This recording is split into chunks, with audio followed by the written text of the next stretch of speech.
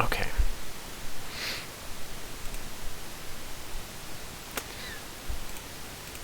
So, what we're going to do is essentially just work through some solubility equations together. Now, what we're going to do in lab was pretty much the same. We were just going to go through and work through some solubility equations, but at the end of doing that, we would actually run those reactions. We would actually mix the materials together and actually see the precipitants form. So we're going to miss out on that, unfortunately. But the majority of the lab time was going to be spent just working out the equations, working out if something is going to form a precipitate or not. And so all of that we will not miss out on here. Okay. So let me share my screen so you all can see it.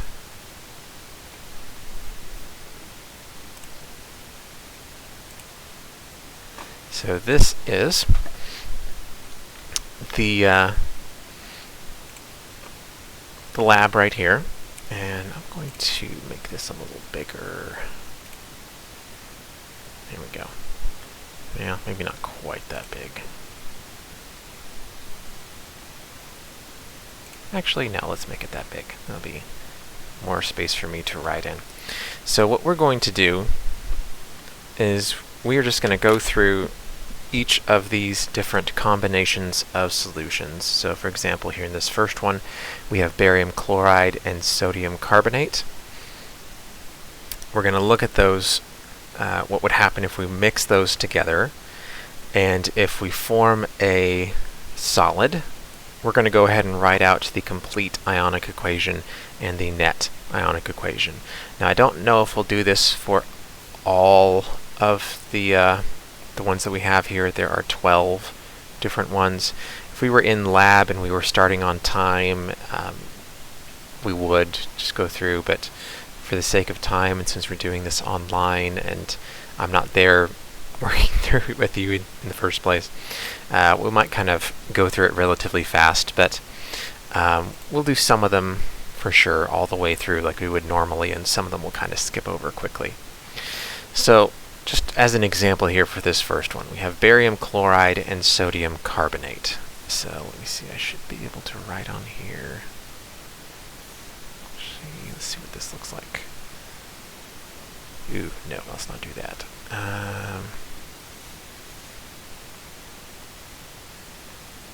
Let's try that. Okay, that should work. So we have barium chloride, and we're told that we're mixing that with sodium carbonate.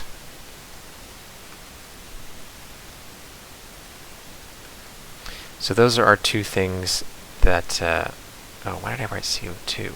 It's CO3, sorry. NaCO3. Carbonate is CO3 2 minus. Oh, why didn't I put plus? What am I doing this morning? Okay. 2 minus. So that is carbonate. And so sodium carbonate, we would need 2 sodiums to balance out the -2 charge on the carbonate. And we know that sodium is +1 because if you remember from the periodic table, it's in the very first column, and everything in that first column is +1. Same kind of thing with the barium here. We know that the barium is +2 because it's in the second column, which is why we needed 2 chlorides. So when I had BaCl2 here, I knew that I needed those 2 chlorines because each chlorine is only -1, because it's in the second to last, right next to the noble gases. And so it wants to gain 1 electron. So that's where those molecular formulas came from, which hopefully rings some bells from previous chapters. So our question at this point is, if we take these 2 solutions and we mix them together, what will we make, if anything? It's possible we just mix them together and nothing happens. We just now have two solutions that are mixed together instead of them being separate. But we could form a new molecule. And so to figure out if we form a new molecule, we need to figure out what are the two possible things that we could make. If you remember, the way we do that is by taking the cation from the first molecule and pairing it up with the anion from the second molecule. And then we just do the same thing with the other two ions that are present. So we take the cation from the second and pair it up with the anion from the first. And it's always going to end up being this kind of a swapping here, where we take first and last and then the two in the middle, because you always write cations first. So that first thing is always going to be the cation, and the last one is always going to be the anion. So it's always going to be swapped like this. So because of that, we know that our two possible things we could make are barium carbonate. We don't know yet if that is going to be a precipitate or if it's going to be soluble. We'll find out in a minute. And sodium chloride. Specifically, we would end up with two of them because we have two NAs and two CLs. So we'd have two NaCl. Now, NaCl, otherwise known as salt, that's table salt. We could look it up on the solubility chart and see if it is soluble or insoluble, but I hope that you can tell me now, just from your own personal experience, is sodium chloride soluble or is it insoluble?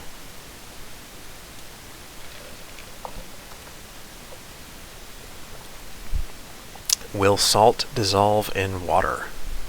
Is another way of asking that.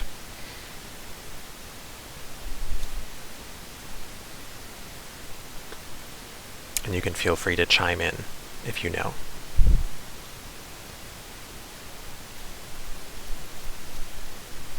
Has anyone ever been to the ocean before?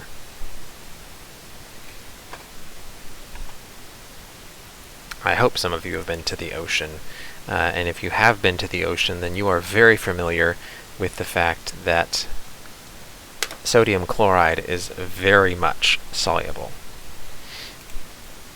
Now, is it perfectly soluble? No.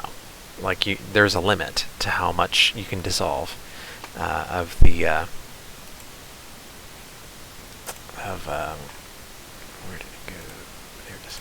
Of salt in water. So if you go down to your kitchen right now and you get a glass of water and you pour a little bit of salt into it, yes, it will dissolve. It will go into the aqueous phase. That's what the AQ means, if you remember. So it will dissolve.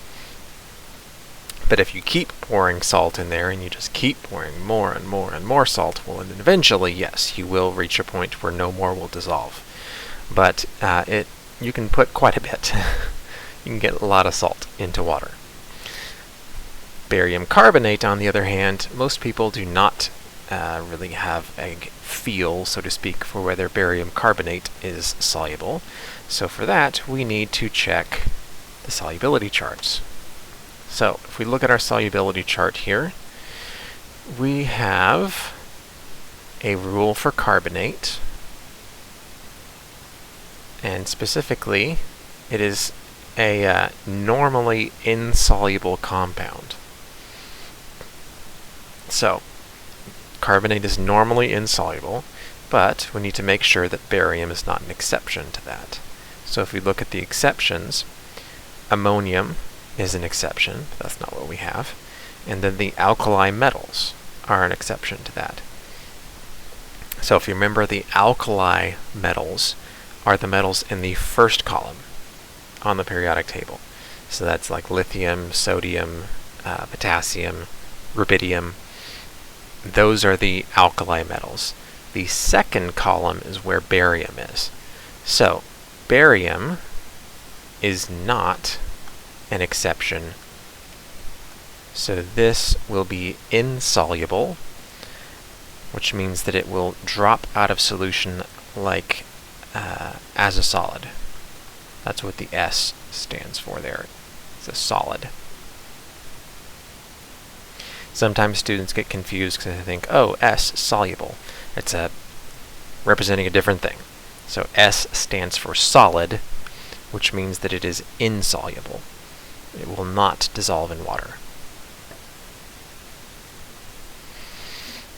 Okay, so since we had a solid form here, what we're going to do is we're going to go ahead and write out the complete ionic equation for this as well.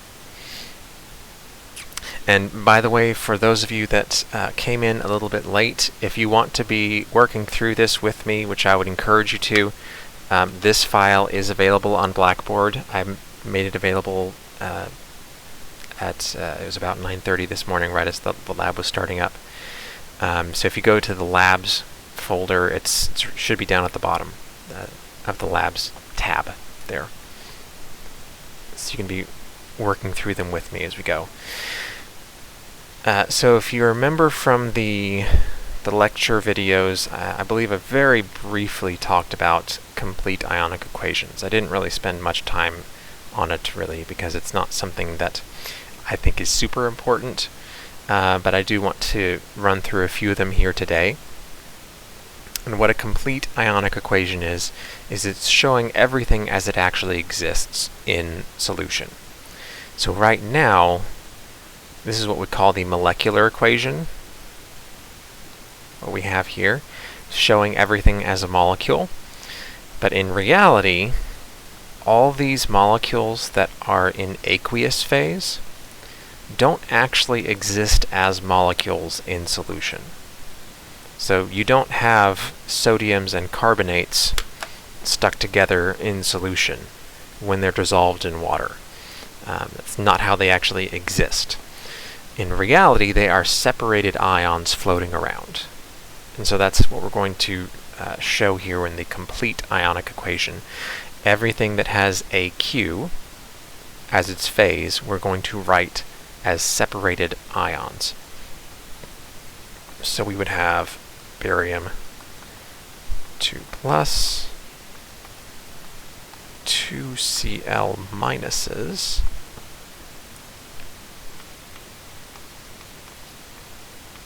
two Na plus. And by the way, if you have questions, feel free to just butt in and ask. I don't mind. So these are all of our reactants here, separated out. The products are going to be barium carbonate, which we do not break apart because it is not in aqueous phase. It is a solid, so it does stay together. And then 2 Na plus and 2 Cl minuses.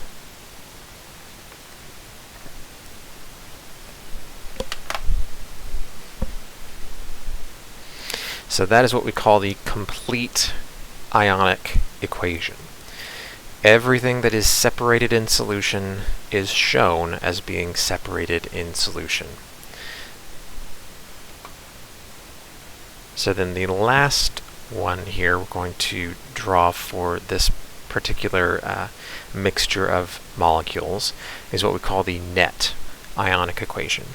And the net ionic equation is simply going to take this complete ionic equation and only write down the stuff that changes. Anything that stays the same from one side to the other, we're going to leave out. Those are what we call spectator ions. They're not doing anything in the reaction, they're not participating in anything, they're there when it starts and they're there when it's over and nothing happens in between. So because they're not doing anything, we just leave them out. We're only going to include the stuff that is actually changing. So that would be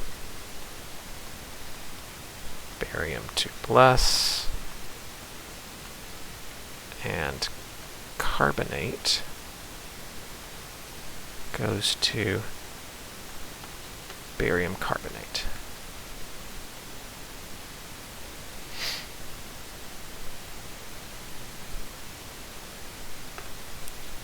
So the sodium plus and the chloride both stay exactly as they were from one side to the other, and so we just leave them. We just leave them out. We have no interest in them because they're not doing anything interesting. Any questions about this?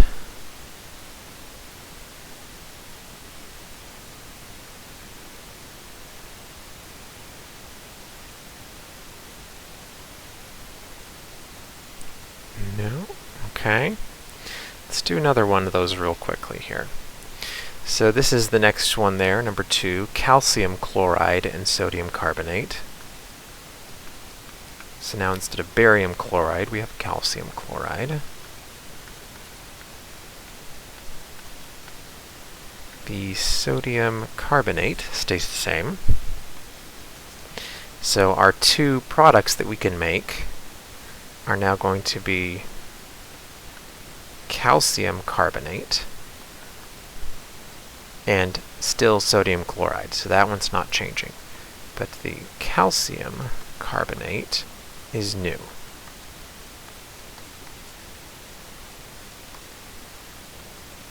Sodium chloride, we already know that is going to be soluble. If we look up calcium carbonate on our solubility table here, is calcium carbonate soluble or insoluble?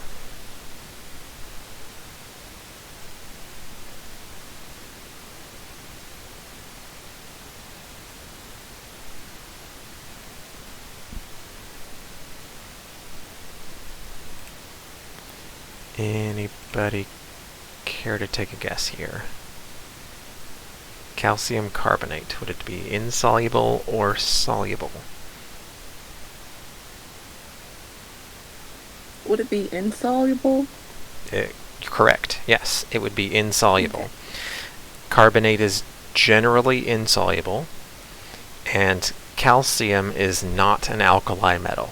It's in the second column just like the barium was, and so it is going to be insoluble. So we will have another S for a solid, and just like the previous one, we'll go ahead and write in the complete and the net ionic equations.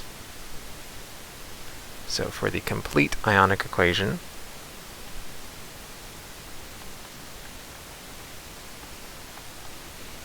we will have, there's two of those, so calcium 2 plus, 2 Cl minuses, 2 sodiums, a carbonate, we'll see, we have calcium, oops, hold on. Let's try that again. Calcium carbonate, which is a solid, so it's not broken apart. And then 2Na plus and 2Cl minus. So again, everything that is in aqueous phase we show as being separated, and the stuff that is not stays together. Oops. Try that again. There we go. So then the net ionic equation would be just the stuff that changes. So that would be the calcium and the carbonate. So we have calcium reacting with carbonate to form calcium carbonate.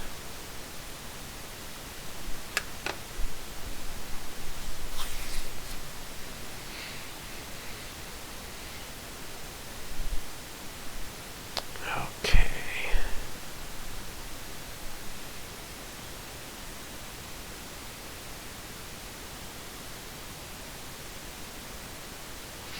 So let's look at another one here.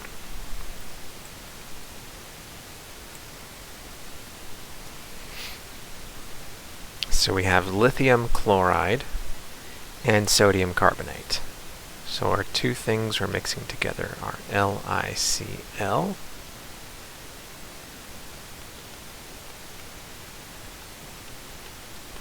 and sodium carbonate. So again, if we do the same kind of process here, we will once again have NaCl as one of our products. And if we need this to balance, we'd have to actually have two of those. And our other product would be lithium carbonate.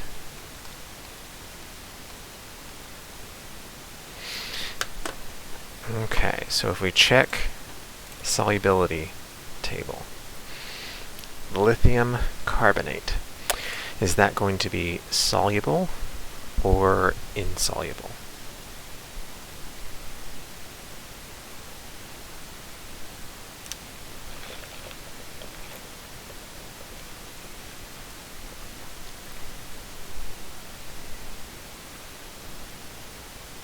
So is lithium... It would be soluble. It is soluble, yes, because lithium is an alkali metal. Remember I said that the alkali metals are the first column on the periodic table, so that's lithium and sodium, potassium, rubidium. I feel like I'm forgetting one in the middle there, but anyway, those elements there in that first column are alkali metals, and they are one of the exceptions for carbonate being insoluble. So that means that everything that could be made by mixing these two things together would still be aqueous. It would still be dissolved in water. So that means is there's no reaction. So nothing actually happens here.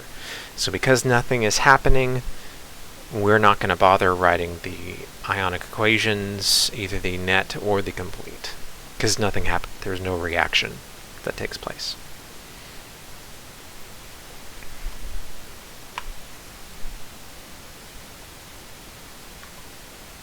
If we look at the next one here, which is potassium chloride and sodium carbonate,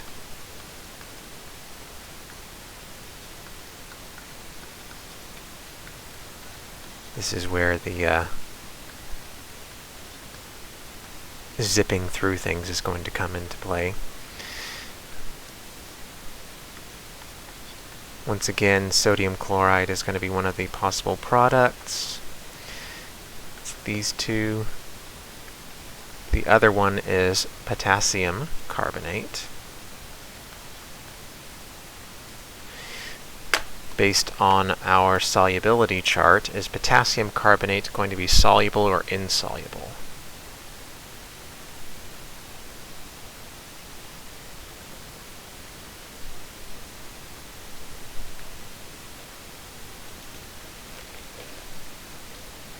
Soluble. Mm-hmm. Yep, because potassium is another one of those alkali metals. So, once again, nothing happening here. And if we were to take those two solutions and mix them together in a test tube, nothing would happen. We just now have two solutions mixed together. And the same thing is going to happen with these two. And hopefully that's pretty obvious just from looking at the molecules themselves. Because the two things we're mixing together both have sodium as their cations. So we have sodium chloride and sodium carbonate. So the only things we could make if we swap the ions, just like we have up to this point, if we swap the ions, we're still just making sodium carbonate and sodium chloride. It's the exact same stuff we started with. So even without writing all that out, we know this is no reaction. Anytime you only have a single cation present, or for that matter a single anion present, there's not going to be a reaction possible. You have to have 4 different ions for there to be the possibility of something happening. In this case, we only have 3. We have sodium, chloride, and carbonate. You have to have at least 4 different ones present for there to be the possibility of something happening.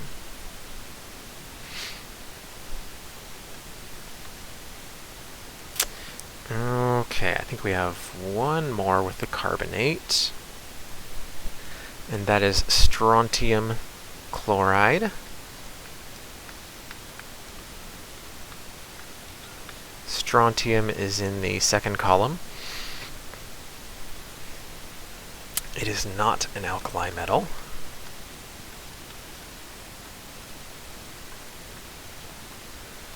And if we do just like we did before, swap the ions, we end up with strontium carbonate and sodium chloride, which we already know is aqueous. So strontium carbonate, soluble or insoluble?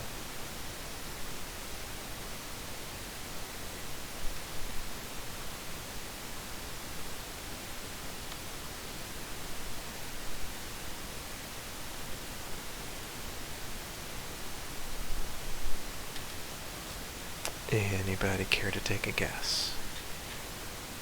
Strontium carbonate. Would it be insoluble? You are correct. It would be insoluble. Because again, for carbonate, the 2 exceptions are ammonium and the alkali metals. And strontium is right next to the alkali metals, but it is not an alkali metal itself. So, we have one more of these to do here, where we write everything out. So we're going to separate everything that is in aqueous phase. So we'll have strontium 2+. We'll have 2 chlorides. 2 sodium plus. And a carbonate on the reactant side. And then on the product side, we'll have strontium carbonate, which is a solid, so it stays together. Sodium and chloride. So that is our complete ionic equation. So then the net ionic equation is once again just the stuff that changes. So the sodium and the chlorine are going to be left out, and we will just have strontium carbonate and strontium carbonate.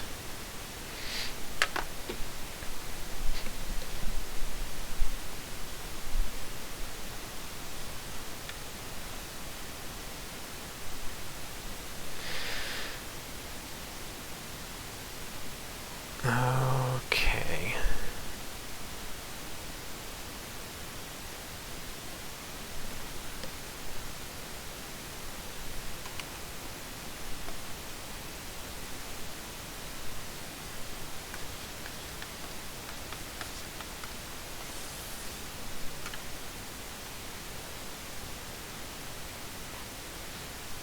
Alright, so we have 6 more of these here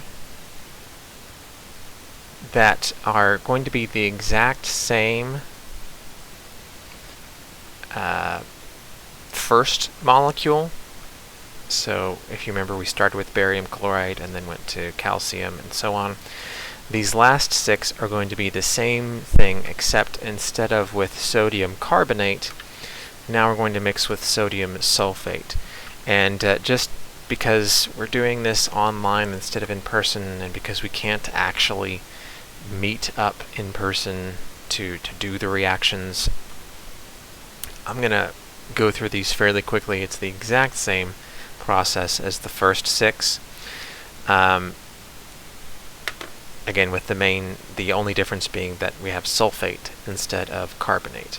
Now, if we look at sulfate on the solubility chart, you'll notice that it is normally soluble. That being said, there are several exceptions here. And so what we'll see is even though it's normally soluble, we do actually have quite a few that are going to make precipitates. So the first one, for example, when we mix barium chloride and sodium sulfate,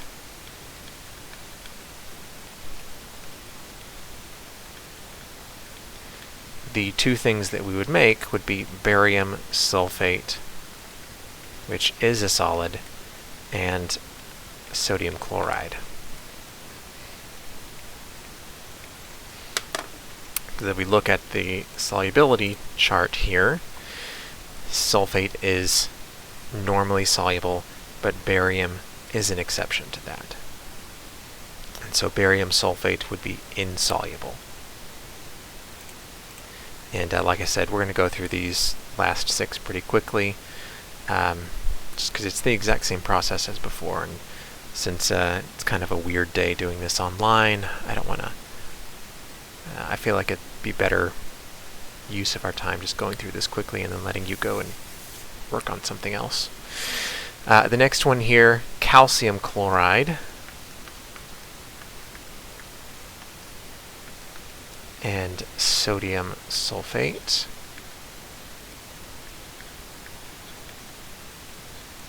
This one is kind of weird.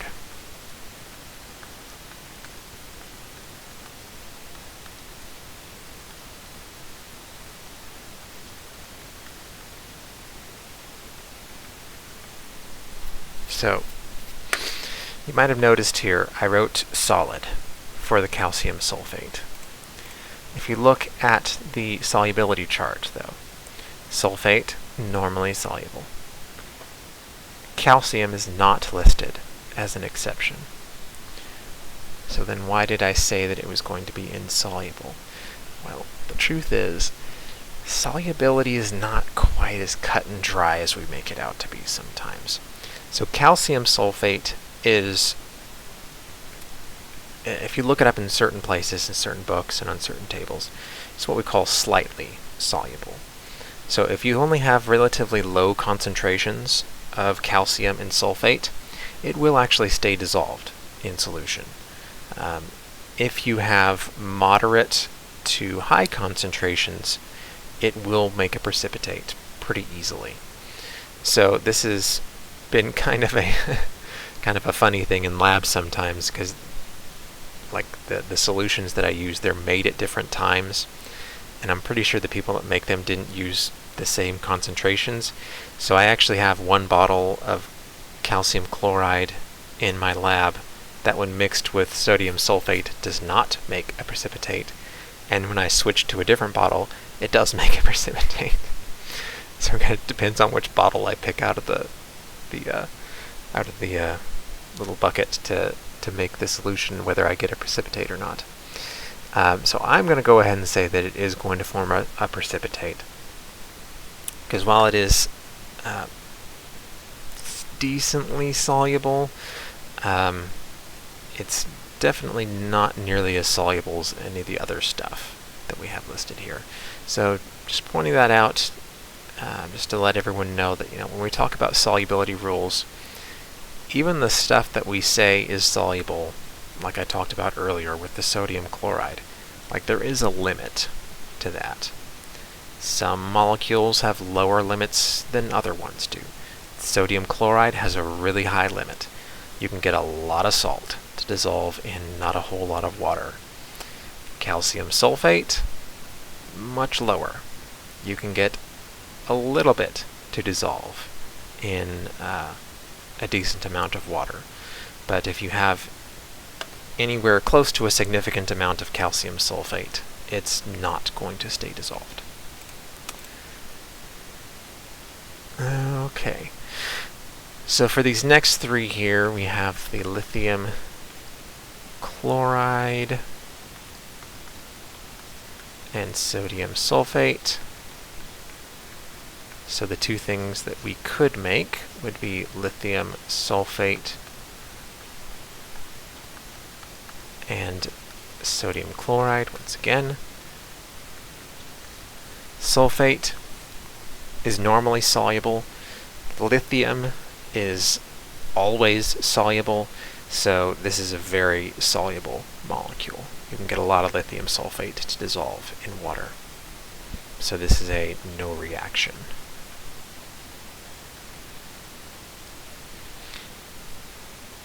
Same type of deal with the potassium chloride.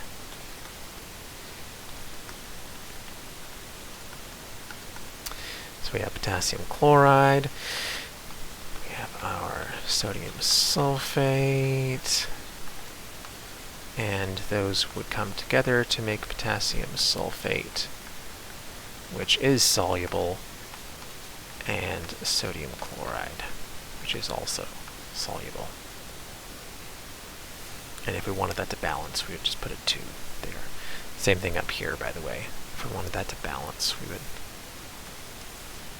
put a 2 here and a 2 there, and it would balance. But I wasn't too picky about balancing that since there wasn't actually a reaction happening. Same thing here. There's not actually a reaction, so I don't really care to balance it all that much. And the same deal goes for this one. Again, sodium for both of them. So we start out with sodium chloride and sodium sulfate. And if we swap the ions, we still will just have sodium sulfate and sodium chloride. Same thing we started with, so there's no reaction.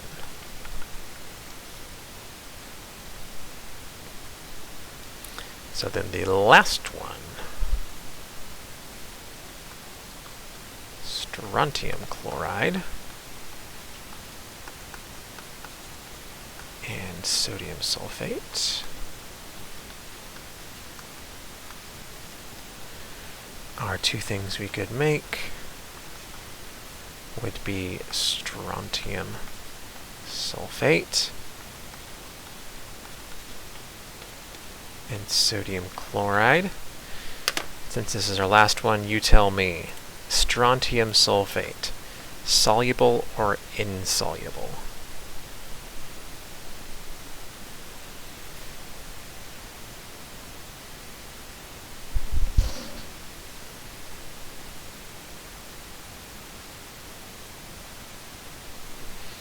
Again, it is strontium sulfate. Is that going to dissolve in water or precipitate out? It's insoluble? Correct. It is insoluble. So we have sulfate, which is normally soluble, but strontium is an exception. So, for our last one here, we will have a solid. If we wanted to write out the complete ionic equation, again, we would just take all of those things that are listed as a Q and break them apart into their individual ions, but I'm not going to do that here again, just for the sake of time. But we could write the net ionic equation nice and quick, because the only thing that is changing is the strontium and the sulfate,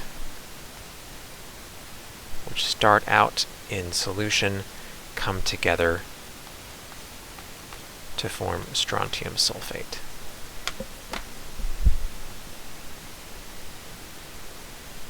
So if we were doing this in lab, I would have gone through and worked through all of those with you all on the board, written down the complete ionic equations for ones that had reactions. figured out which ones had no reaction and just left those at the molecular equation. And then we would have moved on to actually doing the reactions ourselves. Sometimes I have the students do them at their stations. Sometimes I just go ahead and do it for everyone. Just you watch me as I mix them together. Just depends from one semester to the next. Obviously we can't do that here online. I do not have barium chloride and strontium carbonate and all that stuff here at my house. And I did not know that I was going to be here today, or would have brought some. Actually would have brought it home with me and just done it in the webcam if I had known that I was going to be here, but I did not know until like 9 o'clock last night, or whenever it was. So unfortunately I can't do the reaction for you to see it right now, but what we would see if we were to go through and do these is that you would see that everything we thought should make a precipitate does indeed make a precipitate. And the calcium sulfate, which was the one kind of exception that we saw there, that calcium sulfate is the one where sometimes it forms a precipitate and sometimes it doesn't. When I did this on Tuesday, actually, I told the students, I was like, yeah, okay, I know this says we're not going to see a precipitate, but we actually will. And then I happened to pick the one bottle that didn't form a precipitate. And I was like, I promise it does. And I got the other bottle and mixed it, and then it worked. But I thought it was kind of funny that I was like, oh, this table is lying, and then it didn't form a precipitate. But it was okay. It all worked out in the end. Okay. And so that is pretty much all I wanted for us to do today. Even if we had done this on campus, I would not make you turn in the lab. Just being there and working through it with me was all I was going to have you do. You will get full credit for the lab today, for being here and working through this with me. And I'm going to go ahead and stop sharing here for a second. So, does anyone have questions about what we did today or class in general that I can go ahead and answer while we're here?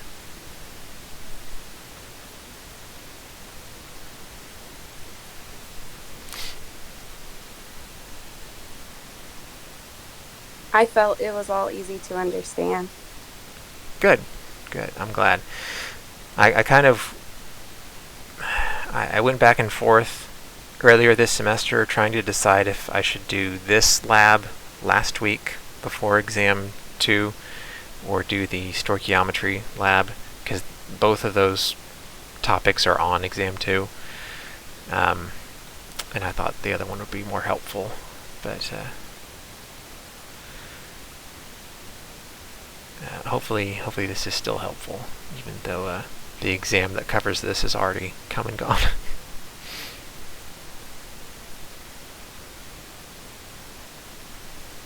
Anything else? Any other questions?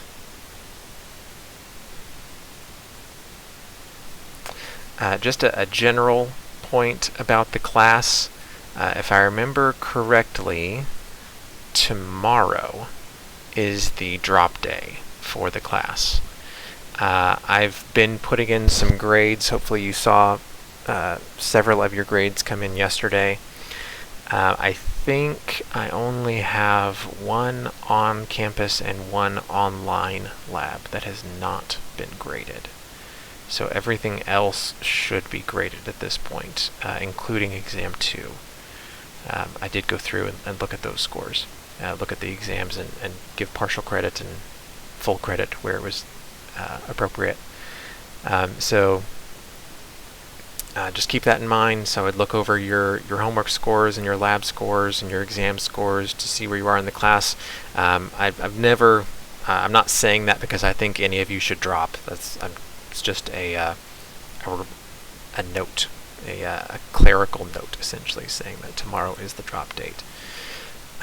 So I'll be looking over those. I'm hoping to have at least one more of those labs turned in by the end of the day today, so that you should have everything except for maybe one lab score in, which should give you a really good idea of where you're sitting in the class.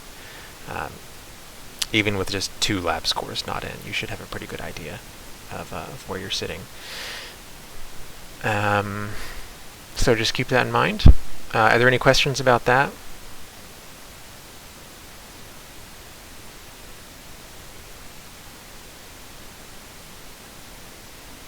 I did have a question. When I did my practice test, it actually brought my grade down by 2 points. I wonder if that got fixed, or if that was just me not calculating it right. Like the percentage, it brought your percentage down? Yes. So I didn't know if, and of course, since it was extra points, it wasn't actually counted off, but I separated all the points with the assignments and the tests, and I thought my grade was supposed to go up, even if it was just like a point or 2. So Yeah. I wonder if that was my mistake, or... It was probably an issue with how Blackboard, like I wouldn't trust Blackboard to calculate your grades. Like I don't use Blackboard to calculate grades when it gets to the end of the semester. So so our class, if I remember correctly, there are 1,000 points, I believe, available in the class. So what I would suggest is just go in, look at all of your grades, and just add all the points together. So add all of the points that you've earned, and just see how close you are to getting whatever letter grade. So like if you're curious as to how many points you would need to earn between now and the end of the semester to get a C, just for example. A C would be 700 points. So if you are sitting at, I don't know, 506 points or something like that, just picking random numbers. So if you're sitting at like 506 points, adding together all of your homework and all of your exams and all of the lab scores that you have so far, then you would need essentially 200 more points to get to a C. And so that's how I would work it out, is just add up all the points that you have, see how close you are to getting a certain grade, and then also add up how many points are still available. So keep that in mind. So if don't freak out if you're not already up to the grade that you want. Like you're not expected to be at this point, because we still have 2 more exams, which are each 100 points. We have 3 more homeworks. I forget how many homeworks we have that are still left. But we have several, at least, more homeworks. So that would be, over 100 points for sure. Maybe 150, 160, something like that points from homeworks that are still available. And we still have... how many? Like 3 or 4 more labs as well. Like there's still a decent number of assignments that are available to earn points on. So I wouldn't freak out based on saying, oh, I'm not up to a C or a B or whatever yet. It's like, well, you're not expected to be at this point. Like we still have quite a few points available. So I would more think of it in terms of, I need to get 200 or 250 more points to get the grade that I want, but there are still, 400 something more points available, like still available to earn. So I need to get, what percentage of the points that are still available do I need to earn to get that grade? I would think of it in terms of that. Does that make sense? Yeah, thank you. Any other questions?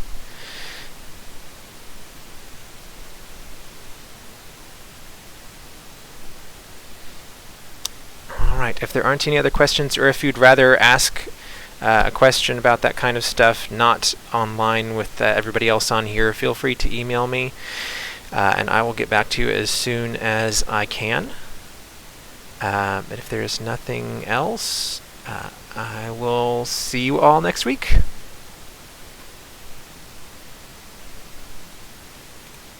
Have a great day.